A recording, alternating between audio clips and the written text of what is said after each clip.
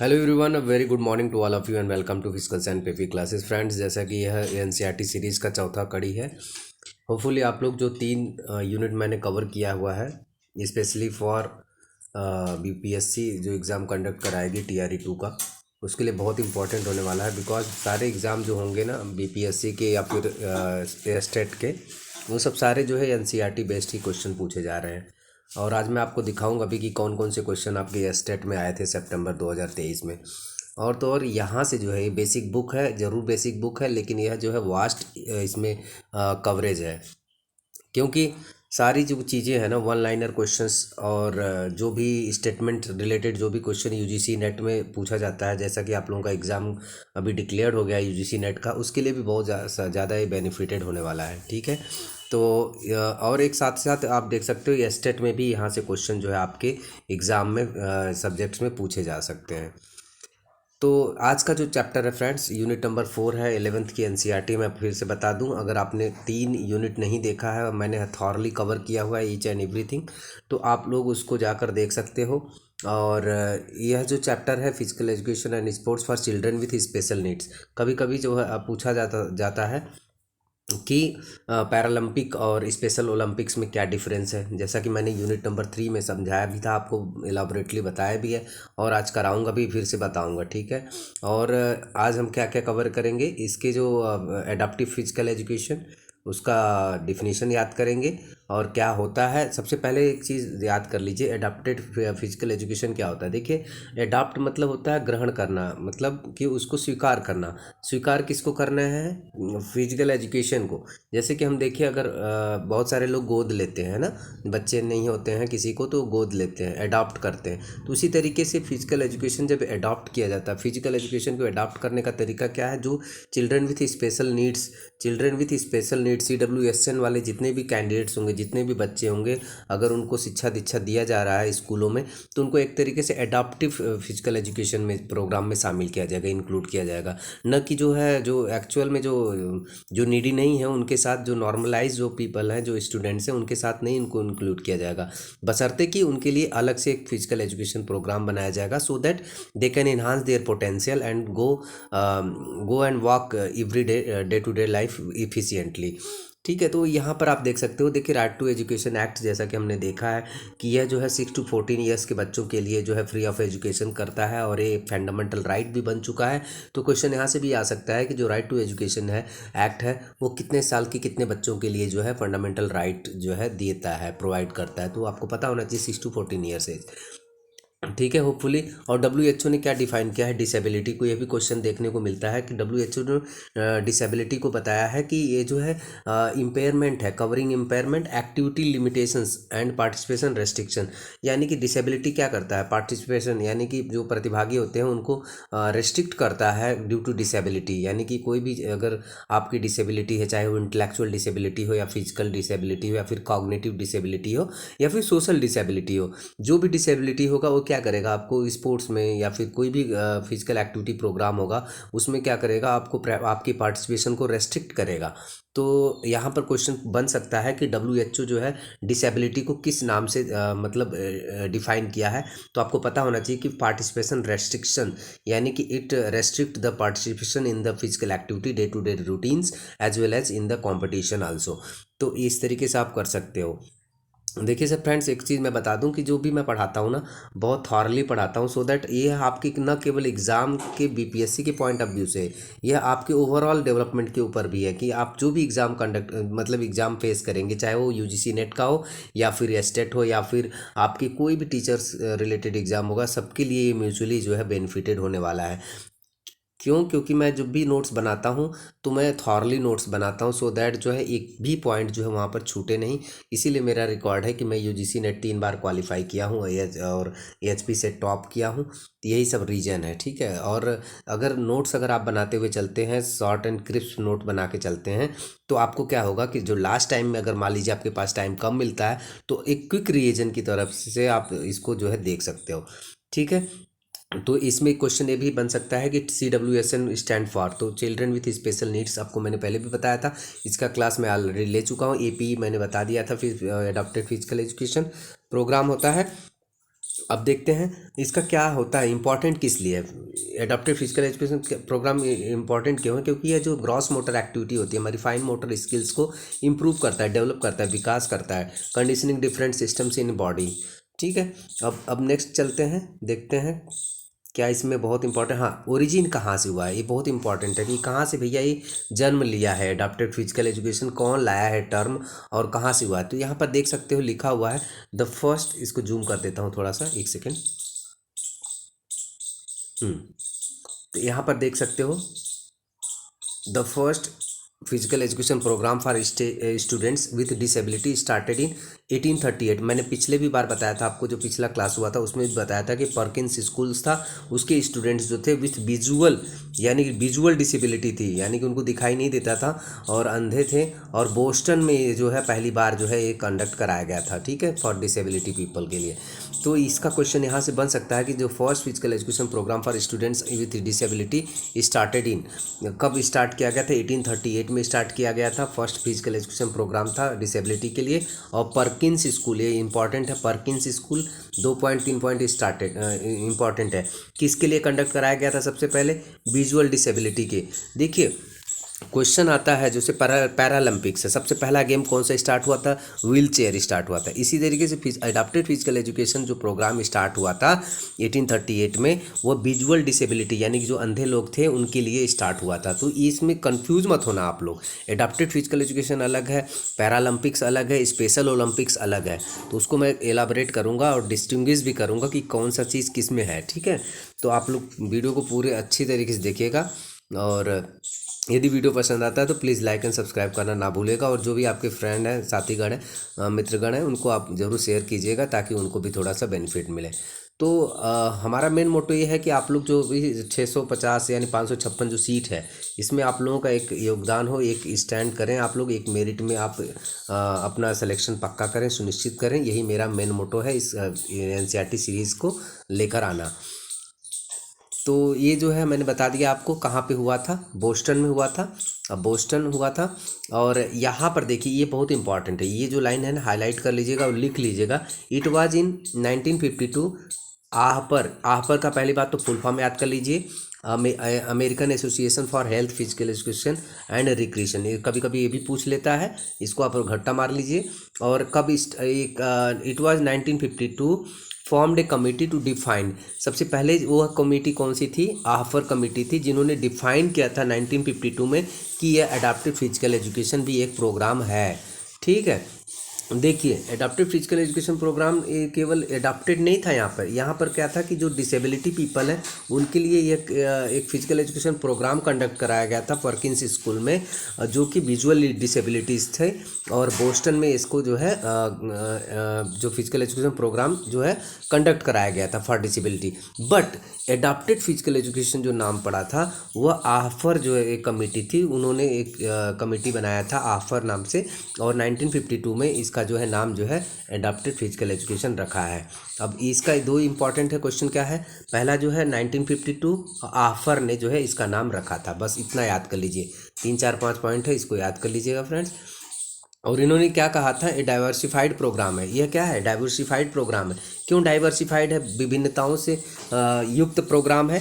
विभिन्नताओं से युक्त इसलिए प्रोग्राम है, डाइवर्सिफाइड प्रोग्राम इसलिए है क्योंकि यह जो है नॉट ओनली केवल विजुअल इम्पेयरमेंट के पीपल के लिए जो है बनाया गया है, बल्कि कॉग्निटिव डिसेबिलिटी, इंटेलेक्चुअल डिसेबिलिटी और फिजिकल डिसेबिलिटी के साथ साथ इंक्लूसिव एजुकेशन को ध्यान में रखते हुए यह प्रोग्राम बनाया गया है। सो दैट जो है इसका नाम जो पड़ा है एडाप्टेड फिजिकल एजुकेशन प्रोग्राम पड़ा हुआ है।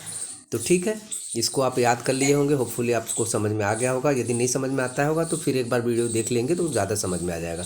Meaning of adapted physical education, देखिए meaning of adapted physical education में क्या है, देखिए लिखा हुआ है it is the art and science of developing.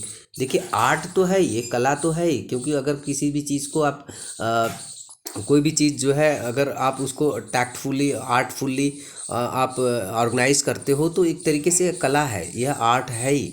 और साइंस इसलिए है क्योंकि आप उसमें साइंस का भी प्रयोग करते हो। सो दैट क्यों? क्योंकि जो डिसेबल पीपल होते हैं, अगर आप साइंस का प्रयोग नहीं करेंगे, क्या कब ज़रूरत होगा, किस मोमेंट से उनको दिक्कत होगी, तो वहाँ पर जो है फिजिक्स का भी यूज़ हो रहा है, कि कहाँ पर लीवर का यूज़ होगा। अगर मान लीजिए एम्पुटेशन वाला कैंडिडेट है, स्टूडेंट्स है, उसको क्या करने से दिक्कत आएगी, क्या करने से, किस एंगल पे बॉल फेंकने से अच्छा इफ़ेक्टिव बॉल फेंकेगा। तो इस तरीके से जो है ना यूज़ होता है, साइंस का भी यूज़ होता है। तो साइंस जो है इट्स एडाप्टिव फिजिकल एजुकेशन का पार्ट है, ठीक है। आर्ट एंड साइंस का एक पार्ट है जो कि डेवलप करता है, इम्प्लीमेंट करता है, विकास करता है और इम्प्लीमेंट भी करता है और मॉनिटर करता है। केयरफुली डिज़ाइन, और ये किस लिए बनाया गया, केयरफुली डिज़ाइन करके बनाया गया है कि instructional program for a learner with disability. किसके लिए बनाया गया है, डिसेबिलिटी पीपल के लिए बनाया गया है। लर्नर जो है, लर्नर मतलब जो जो सीखने वाले लोग हैं उनके लिए जो बनाया गया है। तो यह था फ्रेंड्स।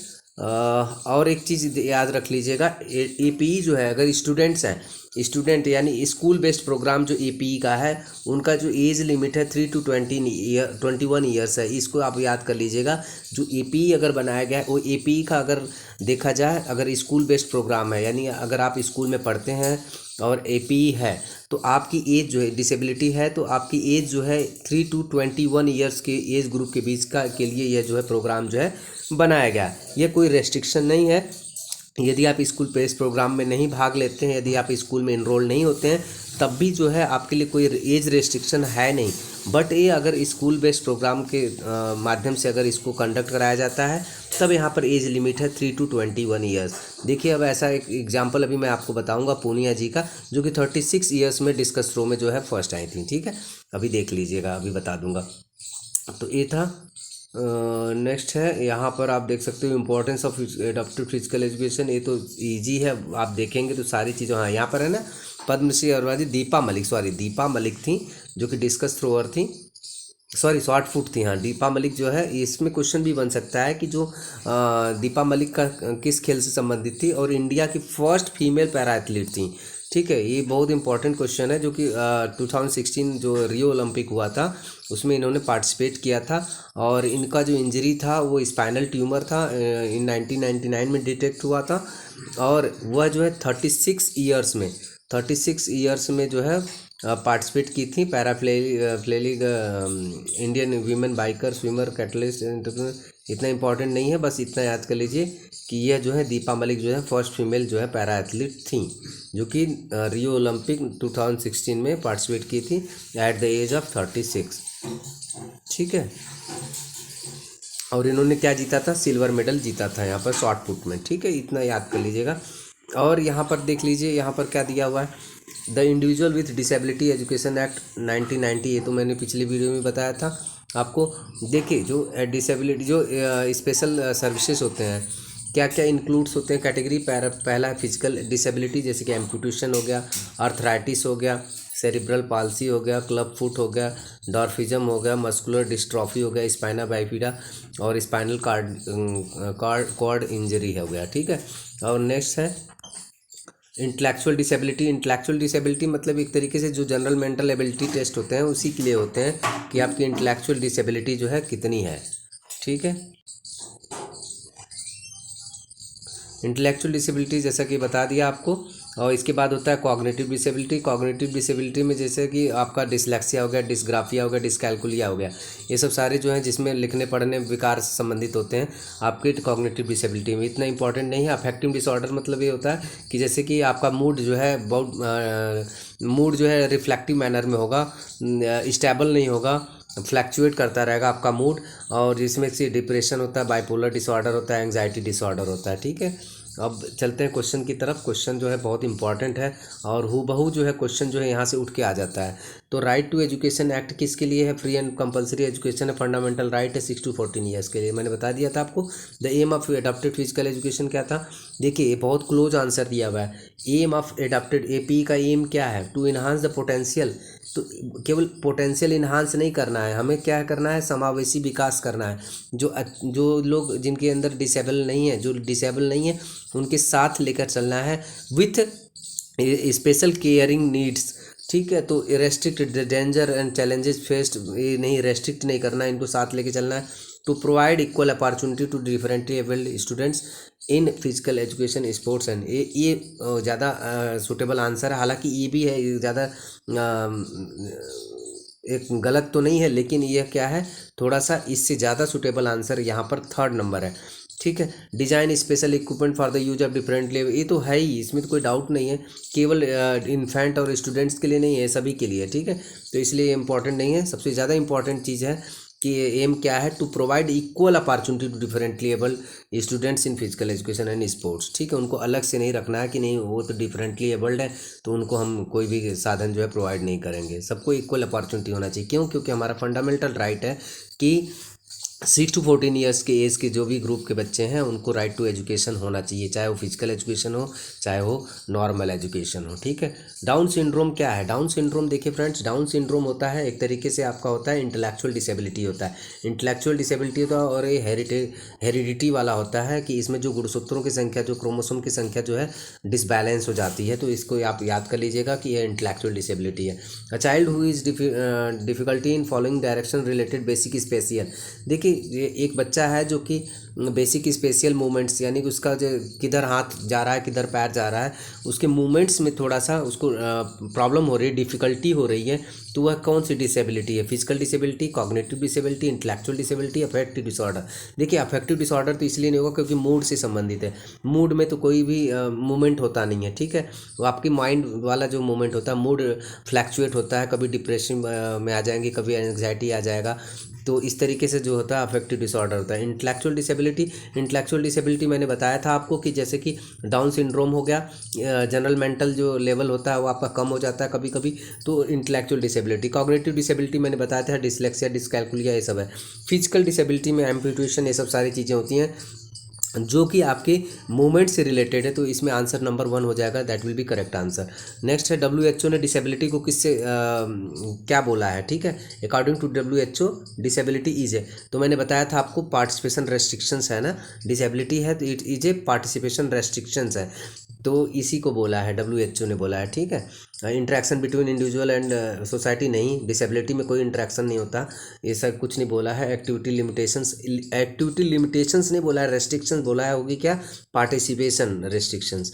हेल्थ प्रॉब्लम तो बिल्कुल नहीं है, तो इस तरीके से आंसर हो जाएगा। 6 नंबर देखते हैं, to develop abilities of children with special needs it is essential to have an educational setup that is, देखिए जो एबिलिटी है, जो to develop ability of student, बच्चों की जो विकास को बढ़ाने के लिए, एबिलिटी को बढ़ाने के लिए स्पेशल नीड्स, जो स्पेशल नीड्स हैं यानी CWSN जो कैंडिडेट्स हैं, जो बच्चे हैं, उनकी विकास को बढ़ाने के लिए एसेंशियल है क्या? एसेंशियल है एजुकेशन में, क्या ज़रूरी है एजुकेशन में? समावेशी शिक्षा, इंक्लूसिव जहाँ देखे वहाँ पर ज़रूरी है, तो आप यहाँ पर टिक कर देंगे।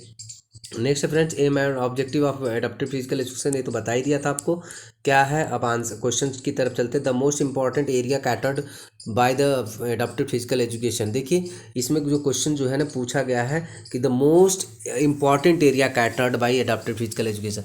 देखिए इमोशनल हेल्थ भी है, मेंटल हेल्थ भी है, सोशल हेल्थ भी है और फिजिकल हेल्थ भी है, but as a physical educationist, यहाँ पर एजुकेशनिस्ट है, ये टी हट गया है। आप फिजिकल एजुकेशनिस्ट हैं, मान लीजिए फिजिकल एजुकेशन टीचर है, तो आप मेंटल हेल्थ देखेंगे क्या? नहीं, क्योंकि आपका जो है इतना ज़्यादा इसमें पारंगतता नहीं है, इसमें इतना ज़्यादा पारंगत नहीं है। एजुकेशनल हेल्थ, इमोशनल हेल्थ भी नहीं देख सकते हो, आपको देखना क्योंकि आप साइकोलॉजिस्ट तो हो नहीं कि आप मेंटल देखोगे, सोशल देखोगे और इमोशनल देखोगे, साइकोलॉजिस्ट तो हो नहीं, आप क्या हो? फिजिकल एजुकेशनिस्ट हो, तो आप फिजिकल हेल्थ से ही रिलेटेड सारी चीज़ें देखेंगे ना। तो इसमें इम्पॉर्टेंट आंसर है वो है नंबर 1। एक्सक्लूशन, देखिए यहाँ पर बहुत important question, exclusion from physical activity, यानी कि फिजिकल अगर एक्टिविटी से आप दूर हो जाते हैं, हट जाते हैं, नहीं करते हैं फिजिकल एक्टिविटी, तो यह आपके लाइफ स्टाइल में क्या चैलेंजेस उत्पन्न करेगा, क्या ऐड कर देगा? तो द मोस्ट इंपॉर्टेंट इज, सबसे पहला जो इंपॉर्टेंट है, the most important is that is hyper activity. ये हाइपर एक्टिविटी जो है आपको देखने को सबसे ज़्यादा मिलेगा। ठीक है, आंसर तो ये भी सही है कि ये सब सारे जो है लाइफ स्टाइल डिसीजेज है, ठीक है, लेकिन यह हाइपर एक्टिविटी जो है सबसे ज़्यादा इंपॉर्टेंट है, क्योंकि यह जो है फिजिकल एक्टिविटी के एक्सक्लूशन से ही यह जो है स्टार्ट होता है। ठीक है, नेक्स्ट है organization promoting adopted physical education and sports, ये हो जाएगा। अब चलते हैं नेक्स्ट क्वेश्चन की तरफ। The first integrated physical education program started in 1738, नहीं 1838 में स्टार्ट हुआ था first integrated physical education program जो स्टार्ट हुआ था 1838 में, जैसा कि मैंने बताया था आपको पिछले क्लास में, स्टोक मैंडिवल हॉस्पिटल ने स्टार्ट किया था 1948 में, और पैरालंपिक्स गेम्स भी वहाँ पे स्टार्ट हुआ था। ठीक है, तो इंटीग्रेटेड फिजिकल एजुकेशन प्रोग्राम कब स्टार्ट हुआ था? 1838 में। The reason paralympics got their name, देखिए पैरालंपिक्स गेम क्यों नाम पड़ा, इसके पीछे क्या है? देखिए पैरा मतलब पैरेलल होता है ओलंपिक, ओलंपिक के पैरेलल जो भी गेम ऑर्गेनाइज होते हैं that run alongside the parallel to the Olympic games, यानी बी ऑप्शन जो है सही है। नेक्स्ट है third question, Paralympic games was a 1948 sporting competition held at sports Mandeville hospital in, देखिए पूछा है कि जो पैरालंपिक गेम्स जो 1948 में हुआ था स्टॉक मैंडिवल हॉस्पिटल में, यह कहाँ पे है? तो यह जो है आपको पता होना चाहिए, यह जो है यह ब्रिटेन में है, स्टॉक मैंडिविले हॉस्पिटल। एक सेकंड माफ़ी चाहूँगा, इसका जो है आंसर होना चाहिए इंग्लैंड, ब्रिटेन नहीं है क्या? तो इसका जो आंसर होगा इंग्लैंड होगा friends. The founder of special Olympics was, देखिए ये founder of special Olympic was मैंने कल भी बताया था, यूनिस कैनेडी श्रीवर, EKS याद कर लीजिए, EKS स्पेशल। ठीक है, श्रीवर यानी यस स्टैंड पर श्रीवर और स्पेशल, इस तरीके से याद कर लेंगे। कैनेडी तो है ही, मैंने बताया था कैनेडी क्लब जो फुटबॉल वाला एक पिक्चर हुआ था उसके नाम पे है जो पड़ा हुआ था। ठीक है, देखिए यहाँ पर दो कैनेडी हैं बट श्रीवर वाला याद कर लीजिए क्योंकि ये स्पेशल से जुड़े हुए हैं। ठीक है, और मैरीलैंड USA में मतलब स्टार्ट हुआ था, जो कि फर्स्ट स्पेशल ओलंपिक हुआ था। ठीक है, और नेक्स्ट है first special Olympic games where held in, देखिए मैंने अभी बताया आपको फर्स्ट स्पेशल ओलंपिक जो स्टार्ट हुआ था फ्रेंड्स, वह जो फर्स्ट गेम जो स्टार्ट हुआ था, वह गेम जो स्टार्ट हुआ था 1968 में शिकागो में हुआ था। लेकिन यहाँ पर पूछा क्या है? फर्स्ट स्पेशल ओलंपिक गेम्स, तो फर्स्ट स्पेशल ओलंपिक गेम जो स्टार्ट हुआ था 2003 में स्टार्ट हुआ था, और आयरलैंड में हुआ था, डबलिन में हुआ था। ठीक है, डबलिन आयरलैंड में हुआ था। बट यहाँ पर क्वेश्चन जो है थोड़ा सा गलत पूछा है, यहाँ पर पूछना चाहिए था फर्स्ट स्पेशल गेम्स जो है स्टार्ट कहाँ पे हुआ, तब यहाँ पर शिकागो हो जाता। और फर्स्ट स्पेशल ओलंपिक गेम्स अगर पूछ रहा है तो आपको आयरलैंड याद होना चाहिए, जो कि डबलिन में हुआ था, आयरलैंड में। ठीक है, तो यह था फ्रेंड्स, कैसा लगा आपको सेशन प्लीज़ बताइएगा कमेंट्स के माध्यम से। अगला जो होगा शाम को मैंने बनाना है 5वां नंबर यूनिट, और होपफुली आप लोगों का प्रिपरेशन सही चल रहा होगा। यदि और कोई डाउट हो या फिर कोई सजेशन हो, सुझाव हो, तो आप ज़रूर कमेंट्स के माध्यम से दीजिएगा। So thanks for watching, have a nice day.